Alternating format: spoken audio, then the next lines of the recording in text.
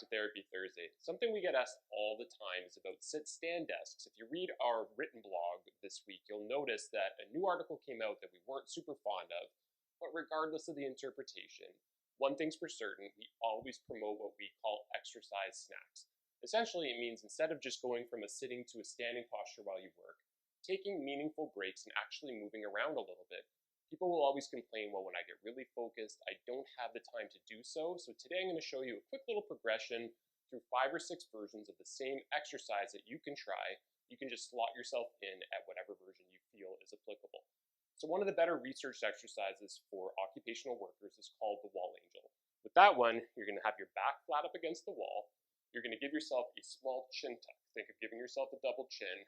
Arms up where you're trying your best to get your wrists back, but without arching your stomach forward. So brace through your center, arms backing up, small chin tuck, and then it's as if you're drawing a snow angel up the wall. So you're going to maintain this position, come up and down the wall. You'll probably feel a little bit of tension in your upper back, but that's okay. It's essentially what we're going for. The next version of a very similar exercise is called the reverse wall angel. This time, instead of your arms moving, your arms will stay stationary, but your body's moving up and down the wall. So for this one, I'm going to start with my feet about 12 inches in front of the wall. Arms are again going to be up in the starting position. However, this time it's going to be like a relative wall angel, where my hands are staying static, and I'm going to come down into a wall sit that will bring me into the wall angel position, and then sliding back up and down the wall. So the combined movement of having my legs and my arms stationary just takes it a little bit further. Next variation is going to be called a Y lift-off. For this one, I'm going to be facing into the wall. My forearm is going to be flat. Again, I'm going to give myself a little chin tuck so I can get nice and close to the wall. I'm going to come up into what we call a Y position, so about a 45-degree angle with my thumb facing back. And then without rotating, I'm trying to peel my entire hand off the wall, hold for a few seconds, and come back. Come back down, up, peel off, hold for a few seconds, and then back. If I want to make that slightly more difficult, I can just add a little bit of tension with a varied sized TheraBand. I'll provide the tension with my left hand down by my front pocket, come up in a 45-degree angle, pull back, hold for a few seconds, and then come back in.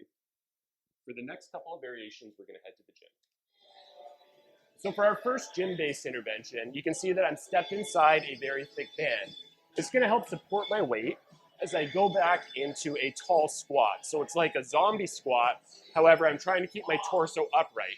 From here, I'm going to bring my arms up into that Y position.